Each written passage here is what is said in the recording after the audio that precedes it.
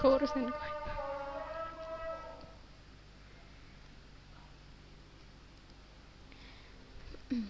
Nah, assalamualaikum warahmatullahi wabarakatuh.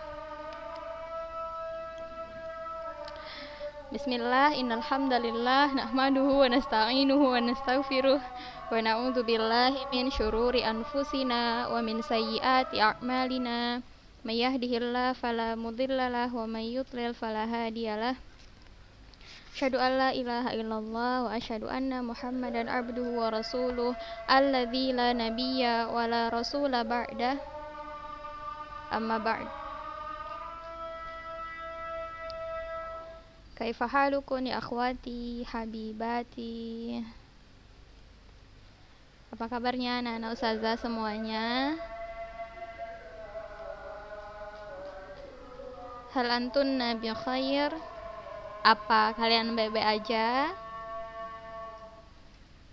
Naam. Baik anak-anak ustazah yang dirahmati oleh Allah, semoga ketika antunna mendengarkan video ini atau rekaman ini, semoga antunna semua masih diberikan oleh Allah kesempatan, nikmat, sehat. Ya, alhamdulillah, segala puji bagi Allah yang masih memberikan kita nikmat, yang telah memberikan kita banyak nikmat ya anak-anak ustazah. Nikmat waktu, nikmat sehat, nikmat, ya masih banyak nikmat yang banyak yang telah Allah berikan, yang seharusnya ya nikmat itu harus kita syukuri ya, terlebih ketika di pandemi seperti ini anak-anak ustazah masih diberikan oleh Allah kesempatan untuk menuntut ilmu, walaupun ya kita tidak bertemu dalam keadaan tatap muka, atau kita masih bertemu di rekaman ya melalui via suara. Baik anak-anak ustazah yang dirahmati oleh Allah, di mana juga dalam masa pandemi ini kita tahu banyak di luar sana orang yang bisa jadi mereka putus sekolah begitu. Tapi anak-anak ustazah yang masya Allah yang dirahmati oleh Allah, antunna semua masih diberikan oleh Allah nikmat, sehingga pada pagi hari ini anak-anak ustazah bisa menyaksikan video ustazah dan kita akan masuk ke pembelajaran akhlak.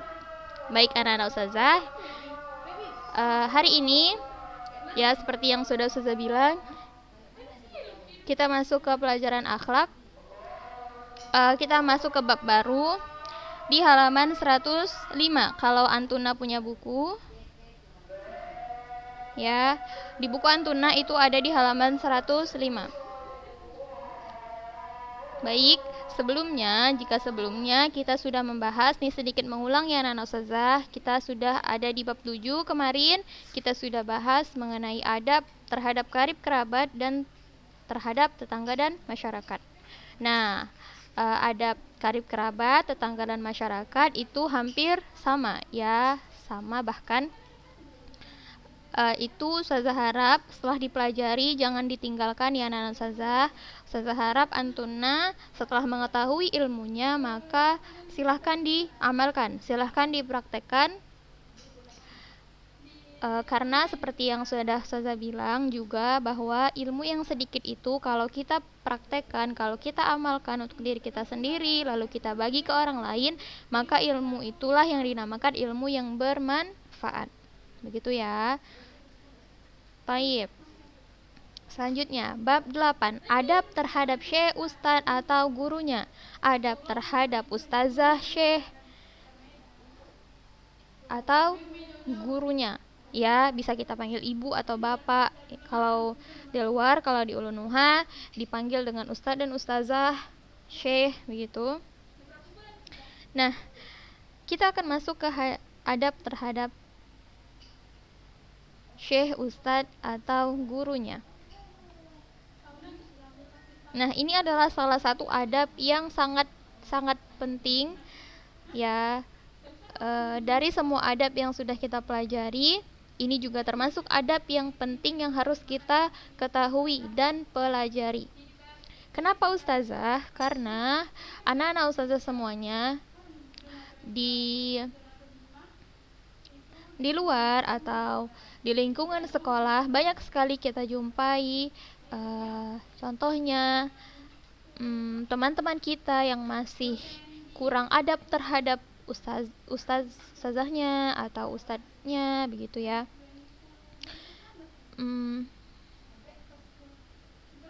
Ustazah berharap dengan adanya atau dengan belajarnya kalian tentang adab ini kita nih semua menjadi lebih beradab, lebih tahu bagaimana kita harus bersikap ketika kita bertemu dengan guru kita, dengan syekh kita, atau dengan ustadz dan ustazah.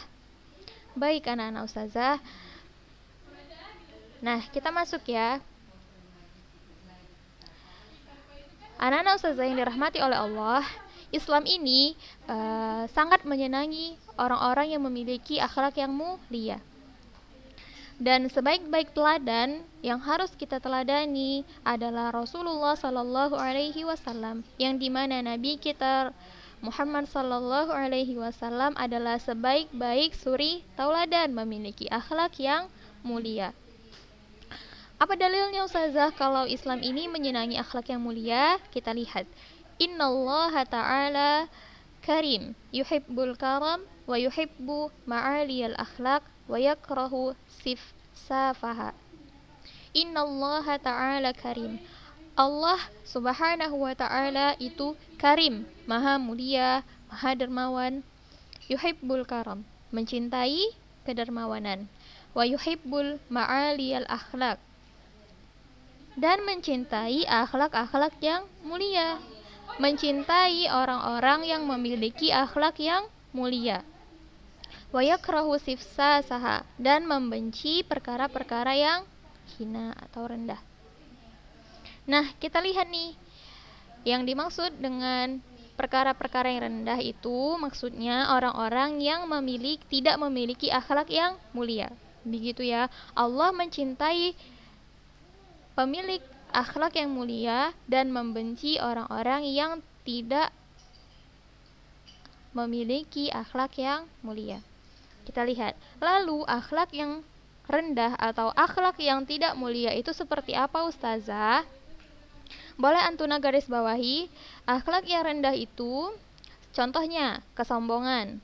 Sombong, dia merasa gak butuh sama orang, dia merasa benar, seperti yang sudah kita pelajari ya. Dia itu tidak mau mendengarkan nasihat orang lain, ia merasa dirinya itu tinggi, begitu ya anak-anak ustazah, itu sombong.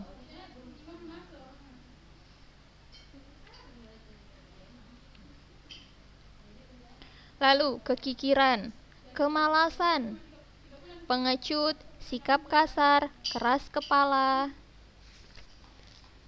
Nah, ini semua termasuk dari akhlak yang tidak mulia. Nah, kita lihat di sini. Banyak orang yang tidak punya akhlak kepada guru atau ustadznya. Bahkan ketika dia ketemu gurunya saja nih, dia itu ngehindar, tidak memberi salam. Padahal dia itu setiap hari diajarkan gurunya. Dia mau ilmu gurunya, tapi dia nggak mau menghargai gurunya. Nah, bagaimana tuh? Bisa nggak kira-kira ilmu itu masuk di orang-orang yang tidak bisa menghargai gurunya? Coba anak-anak ustazah, coba kita pikirkan bagaimana ilmu itu masuk ke dalam jiwa seseorang yang benci terhadap gurunya.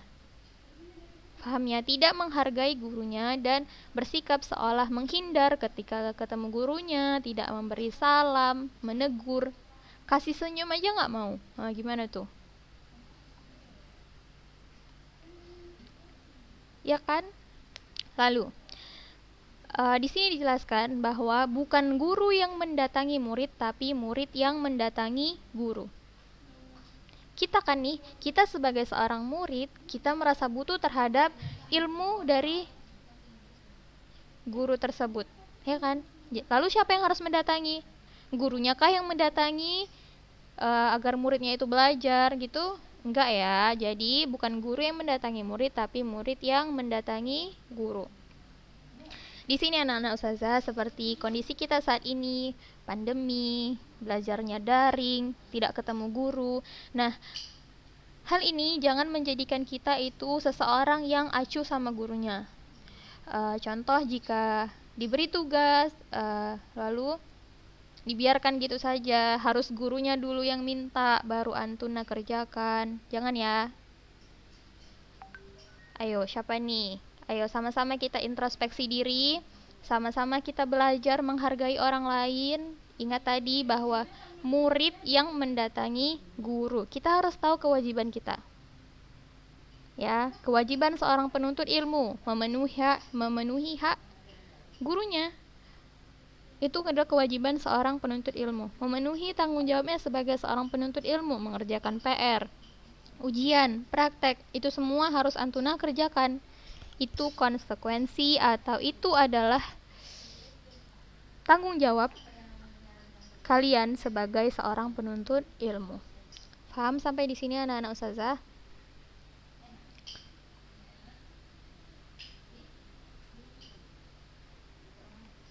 Nah, kita masuk. Di antara adab-adab penuntut ilmu terhadap syekh, ustadz, atau gurunya adalah pertama. Nah, ini boleh antuna garis bawahi yang penting-penting ya. Boleh. Yang pertama, sebelum menuntut ilmu, hendaklah seorang pelajar melihat dan beristikharah kepada Allah tentang orang yang akan dijadikannya sebagai guru, yaitu orang yang kelak diteladani akhlak dan adabnya.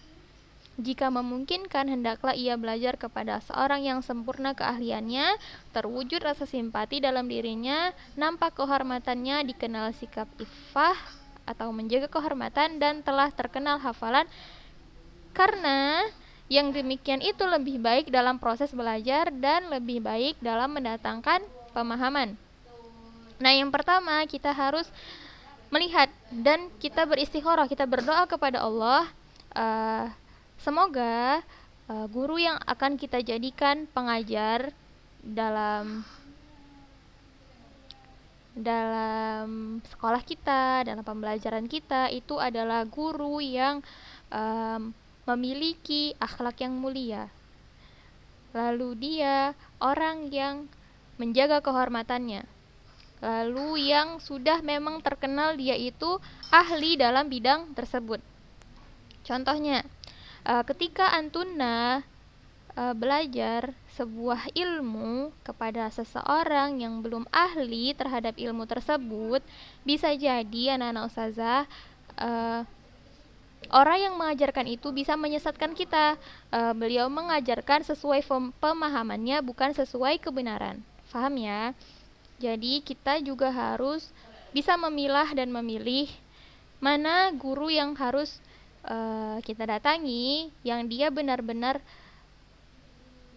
faham, benar-benar menguasai ranah pelajaran tersebut. Paham ya maksud ustazah? Jadi kalau misalnya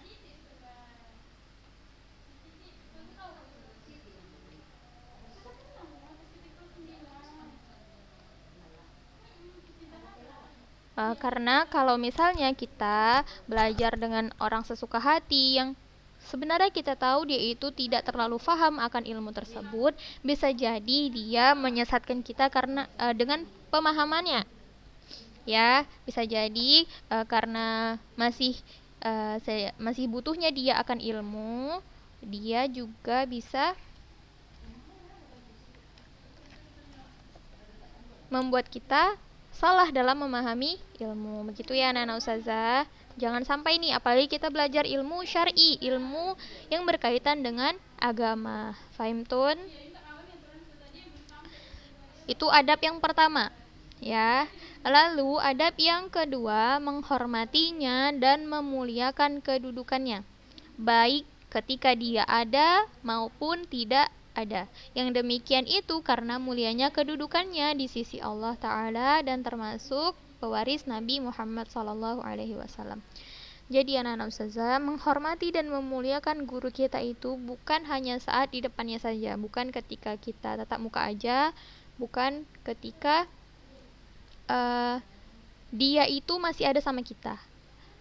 Tapi kita itu harus menghormatinya, memuliakannya walaupun ketika kita lagi sendirian, ya, atau kita sedang berbincang dengan orang lain dan dia tidak ada, di situ pun kita harus tetap menghormati dan memuliakan kedudukannya.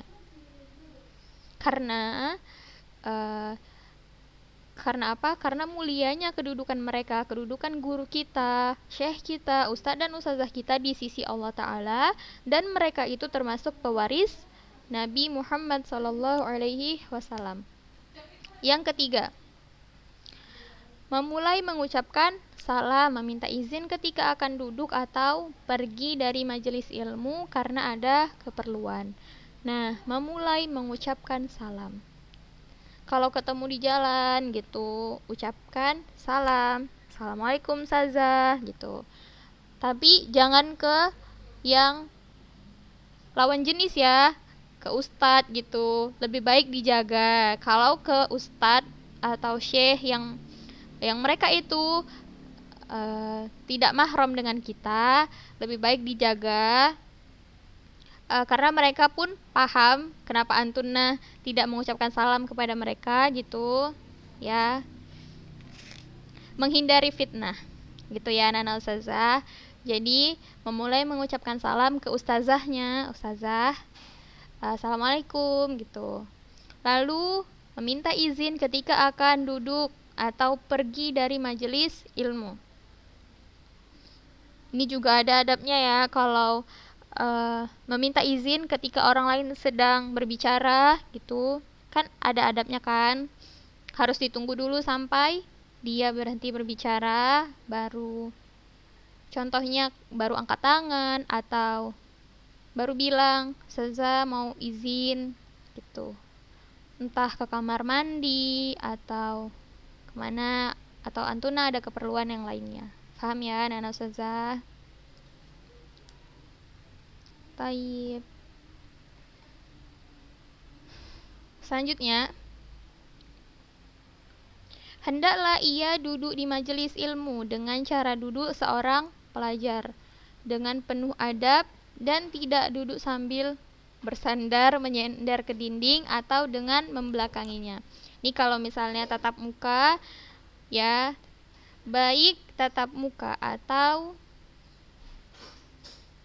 dalam kondisi daring seperti ini, hendaknya nih kita berusaha agar gimana caranya kita bisa duduk dalam majelis ilmu dengan cara duduknya seorang pelajar, yaitu penuh adab, tidak duduk sambil contohnya duduk tapi badannya itu tidur ke meja gitu ya. Ini harus kita biasakan dari sekarang karena sudah tahu ini suatu hal yang sulit ya. Kadang-kadang kita itu sepele sama hal ini, tapi inilah adab seorang pelajar ketika dia di majelis ilmu. Lalu ketika tatap muka nih, kita misalnya belajar tatap muka, lalu contohnya seorang guru atau guru kita itu sedang menjelaskan pelajaran, kita membelakanginya atau membelakangi dengan apa saja. Contoh kita lagi belajar, ustazahnya lagi jelasin, terus kita ngobrol sama teman kita di belakang bangku gitu ya kan, membelakanginya. Nah itu nggak boleh ya anak-anak ustazah, itu termasuk ciri kita itu tidak menghormati, tidak memuliakan guru kita. Paham ya? Baik, selanjutnya. Nah, yang kelima nih, berbaik sangka apabila guru memberikan hukuman kepadanya, dan hendaklah ia mengetahui bahwa hal itu untuk suatu kebaikan, bukan karena balas dendam. Tuh. Kalau misalnya gurunya kasih hukuman ke Antuna gitu. Lihat nih apa adabnya. Harus baik sangka, nggak boleh suuzon. Harus husnuzon.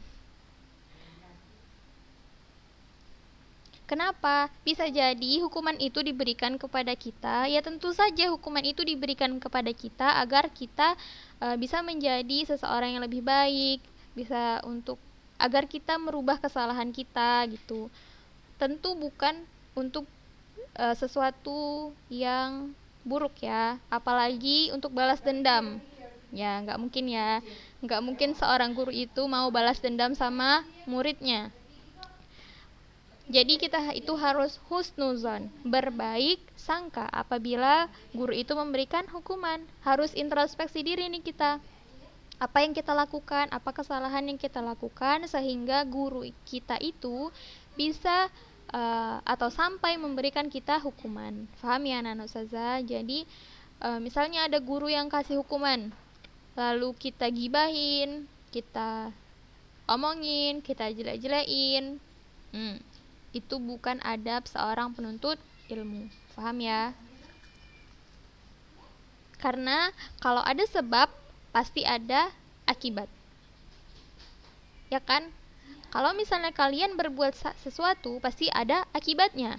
Kalau kalian gak ngerjain PR yang diberikan pasti ada akibatnya untuk kalian. Contohnya, misalnya gak ngerjain PR, gak ngasih ujian, gak ngasih praktek. Lalu apa akibatnya? Pasti gurunya itu akan memberikan hukuman. Baik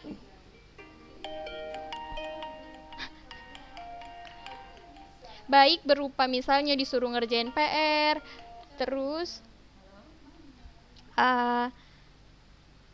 atau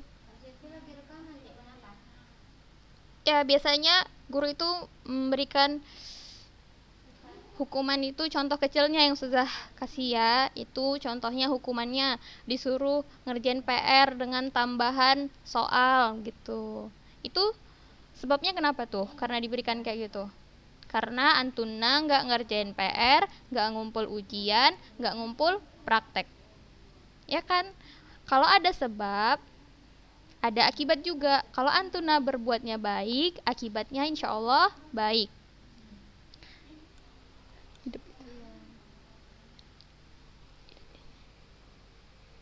Udah paham sampai sini? Jadi kalau guru kita itu kasih hukuman, adabnya harus husnuzon, harus berbuat baik. Ya, paham? Sampai di sini. Ustazah mau tekankan sama anak-anak Ustazah kalau kita ini sebagai seorang penuntut ilmu, kita itu punya tanggung jawab. Baik di pelajaran apapun, mata pelajaran apapun, ustazah siapapun, gurunya siapapun, Antuna tetap penuntut ilmu dan punya kewajiban sebagai seorang penuntut ilmu. Salah satu kewajibannya apa? Ngerjain PR, ngumpul tugas, tahfiz gitu. Itu kewajiban Antuna sebagai seorang penuntut ilmu.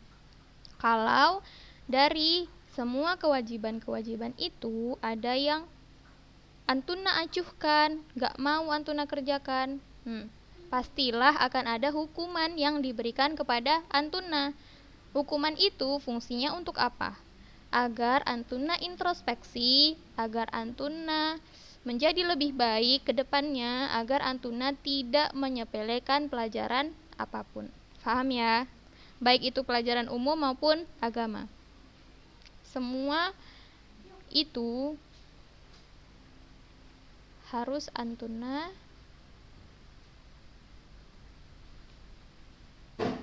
penuhi kewajibannya. Paham ya anak-anak ustazah?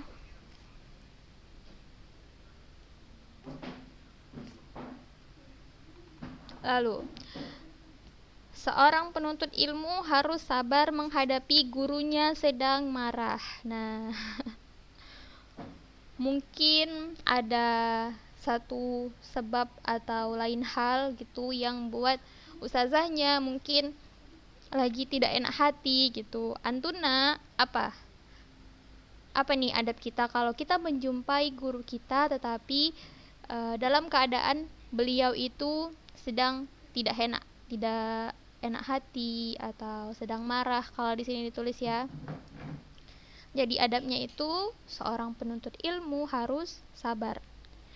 Jangan meninggalkan gurunya karena dengan begitu ia telah kehilangan kebaikan yang banyak dari warisan para nabi alaihi salatu wassalam.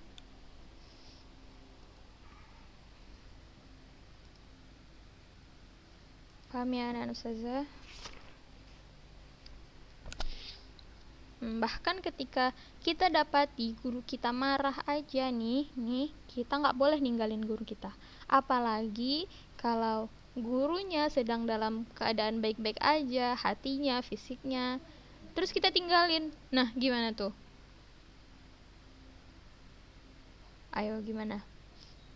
Pasti akan banyak kehilangan, kita itu akan kehilangan banyak kebaikan yang harusnya kita dapat ketika kita ada di majelis itu, tapi karena kita pergi dari majelis itu, ya hilang kebaikannya. Ya, paham ya? Itu. Lalu, ketika seorang penuntut ilmu tidak sabar dan tidak ihtiram itu hormat, terus memuliakan gurunya. Ya, ketika seorang penuntut ilmu itu nggak sabar, mau dia aja yang didengerin atau mau dia aja nih yang diikutin maunya, terus dia nggak ihtiram, nggak hormat, nggak memuliakan gurunya, maka dia tidak akan mendapatkan ilmu yang bermanfaat. Itu yang pertama. Dia tidak akan mendapatkan ilmu yang bermanfaat dan tidak mendapatkan keberkahan ilmu. Lihat, kalau kita nih seorang penuntut ilmu gak sabar, terus kita gak ihtiram, gak ada adabnya terhadap gurunya, ustadznya, syekhnya, ustazahnya, semuanya, kita gak akan dapetin ilmu yang bermanfaat. Lalu ilmu kita jadinya gak berkah. Paham? Jadi solusinya apa saja? Solusinya kita sebagai seorang penuntut ilmu harus sabar walaupun sikap guru kita itu kurang baik. Gitu. Paham ya? Nih, kita udah bahas. Hari ini kita bahas sampai adab kelima dulu ya anak-anak ustazah. Insyaallah minggu depan kita lanjutkan adab berikutnya, adab ke-6. Nah, semua adab, semua materi yang sudah kita pelajari, ustazah harap itu bukan dilupakan gitu aja atau dimurojaah ketika ujian aja, tapi ingat yang ustazah bilang, ilmu yang sedikit itu yang kita dapat, kita amalkan untuk diri kita sendiri, lalu kita ajarkan ke orang lain, itu lebih bermanfaat. Paham ya? Baik anak-anak ustazah yang dirahmati oleh Allah Subhanahu wa taala.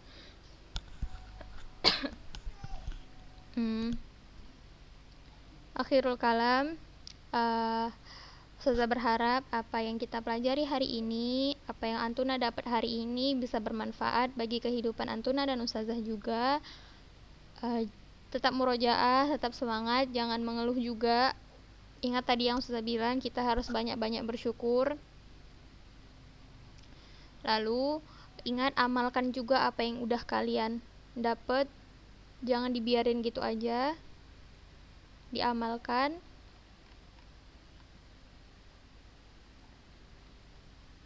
Insyaallah minggu depan akan kita lanjut untuk adab ke-6. Baik, nakro kafaratul majlis, baca doa kafaratul majlis. Subhanakallahumma bihamdik, syadu an la ilaha illa anta, astaghfiruka wa atubu ilaik. Jazakunallahu khairal jaza. Barakallahu fikun. Wassalamualaikum warahmatullahi wabarakatuh.